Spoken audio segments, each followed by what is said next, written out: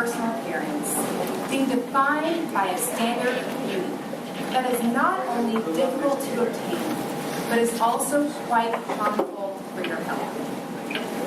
This was the paradigm for decades for women of color, particularly those of African descent, who felt like they had no choice but to use scalp-burning chemicals, known as relaxers, in their hair to straighten it. Luckily, today, this is no longer the case for these same women of color. They've reclaimed their own standard of beauty and embraced the ones they're born with, shunning those chemicals of the past. The relaxer market, a segment that as of 2010 grossed almost $200 million in sales, declines every year by 10 to 15%. The women that are defecting from relaxers, so the women that are defecting from relaxers are seeking authentically natural beauty solutions to address their needs. Thank you. So specifically to products that cater to their specific hair types. That is, hair types that are multi-textured and require greater moisturization. There we go. So, this is exactly the opportunity that my brand, Cocoa Conscious Collective, is capitalizing on, and represents why we are the next big player in the ethnic hair care category. Our brand is the only certified natural product solution within this space that is designed to address a woman's hair for all the ways that she's styled, between curly and straight, without switching brands. I'm Megan Johnson, CEO of Pure Alchemy Products, and as a former brand manager, I witnessed firsthand the declines realized by these ethnic manufacturers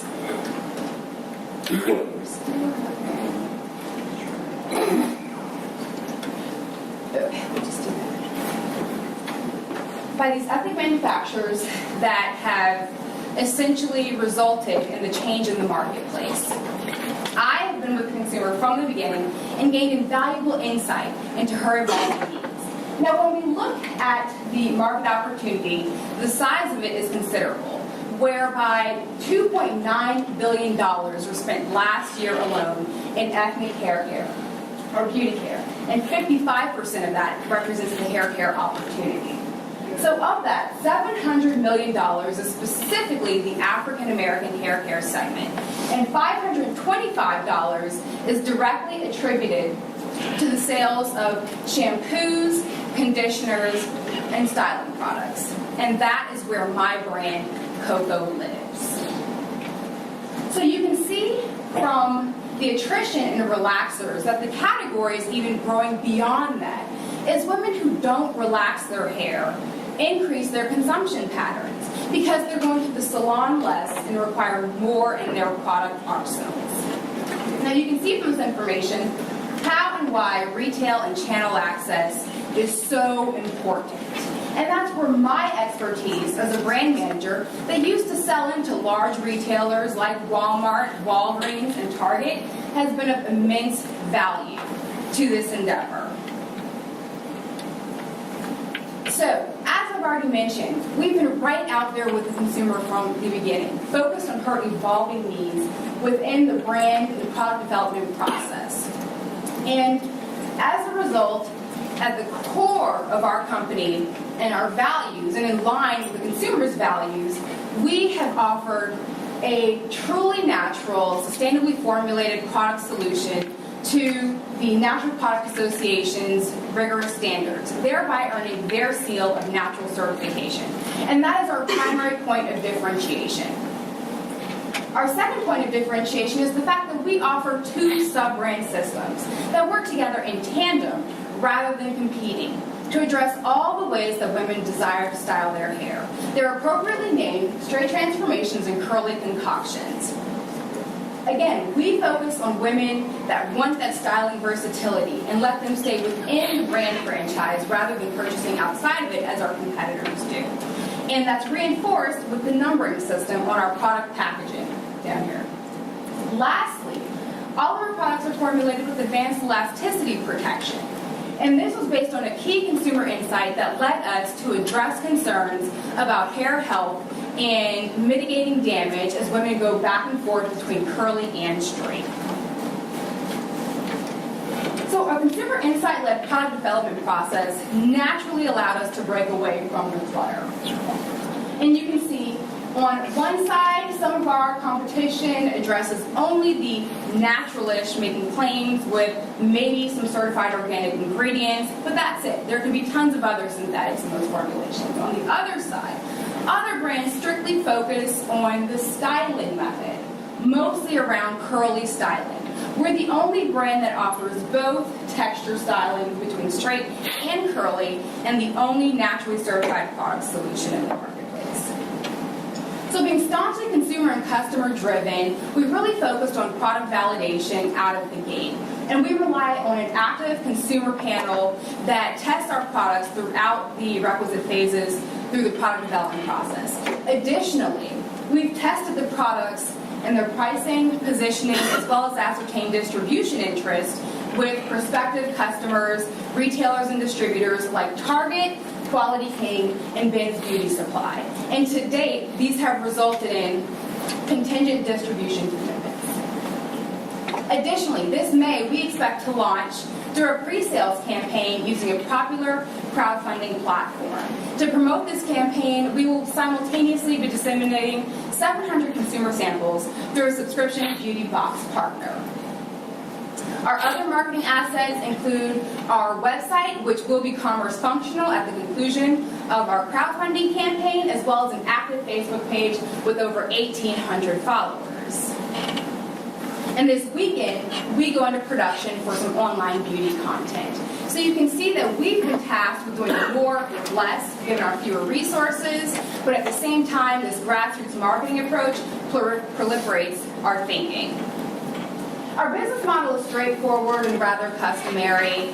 We outsource our custom packaging through our international packaging partner. We contract manufacture here domestically, and we'll be relying on a third-party logistics provider to be routing the goods to our e-commerce customers, as well as our retail customers, once we reach scale in both of those areas. And so I view our ability to enter into the retail landscape as being on the imminent horizon, given the conversations that we've had to date, for sure. And so while you see me here alone, I am the CEO, and ultimately I've been the principal operator, strategist, and marketer behind the brand to date, but I've been incredibly fortunate to have a seasoned and appointed strategic advisory board behind me. Each of these members of our advisory board has over 25 years of directly applicable expertise in industry, and several of them are slotted for functional roles within the organization once we reach scale. Additionally, I rely on some other talented industry professionals and peers within the beauty space on a consultant and advisory basis, and this will also continue. So, as we look toward our financial picture, which you'll see more of in the next slide, it's really supported by us achieving certain milestones in e-commerce and retail distribution. So we expect to launch into e-commerce, and we'll be engaging in the active sell-in period with large retailers, Target, Walgreens, and Whole Foods, as early as this spring and summer for coverage in mass, chain drug, and specialty channels. And so you'll see that our growth picture through 5 years and beyond is supported by new product introductions and innovation, as well as expansion into adjacent categories. And so the expectation here, conservatively by all accounts, is to realize over $3 million in sales by year 5. And so to briefly walk through some of the financial assumptions, you'll see that, as I mentioned, in year 1 we'll be in e-commerce. And so this will result in a lower volume yet higher margin scenario because we're selling directly to the consumer. We expect to move into the test market phase in year 2, so let's say 100 stores of target, and this will yield a lower volume scenario, so we won't quite realize those efficiencies there, but we will be setting the stage to do so later. And we also move into the retailer pricing and margin scenario. As we look to year 3, we expect to expand distribution in our point of entry retailer as well as gaining other outlets. And so that's where we'll really start to realize efficiencies and scale. And we can look toward year 4 and 5 as being more reflective of our long-term operational growth picture as a result of realizing those economies of scale and efficiencies in sales, logistics, distribution, and production for a higher margin, more long-term oriented scenario. So in order to support this pursuit, I'm asking for $200,000 to be used toward initial inventory as well as additional working capital and to support operations and marketing expansion. So, just as lucrative as we view the category as being for entry, we see it as being just as attractive on the exit. Some possible exit strategies under consideration are a leveraged buyout or expected acquisition within years 5 to 7 by a competitor or private equity firm. And this is really supported by recent activity and transactions within the last decade even within the space. So we've witnessed the purchase of a lot of niche players such as my company by larger companies as well as overall consolidation with competitor companies by some of the private equity outlets. And so I'd like to leave you with 3 takeaways. My brand, Cocoa Conscious Collective, has been solidly vetted and tested, improved, viable by consumers and customers alike. We break from the competitive clutter in our unique differentiators and the fact that we offer the only styling solution toward straight and curly styling as well as the only certified natural product solution out there.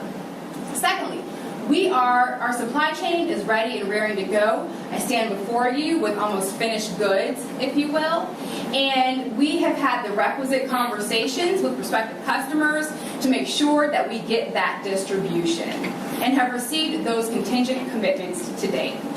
Lastly, I'm backed by an exceptional management team and advisory board that is very seasoned and possesses even more breadth and depth of experience than I have. And they are considerable members of the team. And we're ready to take this vision and see it all the way through. So, with that being said, I hope you think that those final 3 indicators are really the reasons to invest with us and believe in Pure Alchemy Partners, their products, as your partner. So, with that being the case, I would like to now open the floor up to the distinguished panel for questions, as well as thank you for your time and attention today, despite the snafus.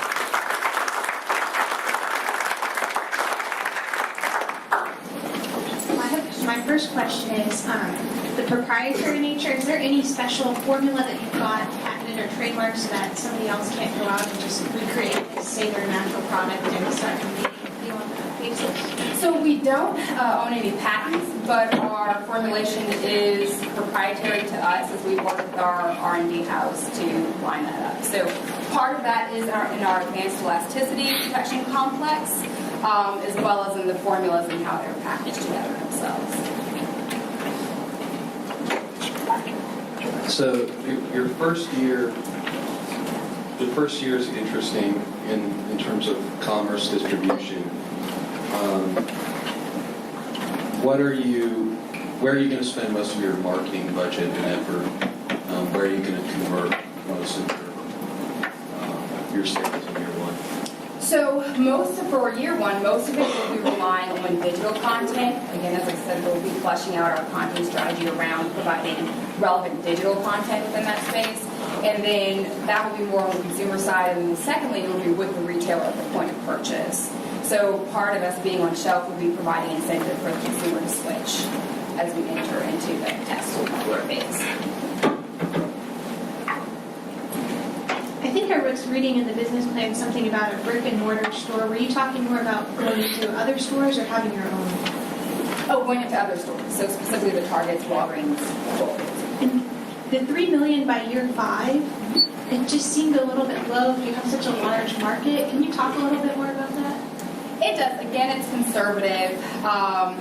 And we're really focused on maintaining our points of distribution and having those customers sit in-house or going direct to the retailer. And again, being very focused on where we sell. So our target would be more of a Target versus a Walmart based on the product's positioning and its value proposition itself, based on their different consumer perspectives. I would just add that $200,000 doesn't seem like enough to get you to profitability, given part of the marketing that you need to do. Have you thought about other plans? Why $200,000? Why is that the right number? Well, largely the category has been grown through lower marketing expenditures. Well, this side of the category has been grown through lower marketing expenditures. Like I said, specifically within the digital realm, in building that content strategy around, let's say, a blogger consortium or initiative, and that's part of our plan.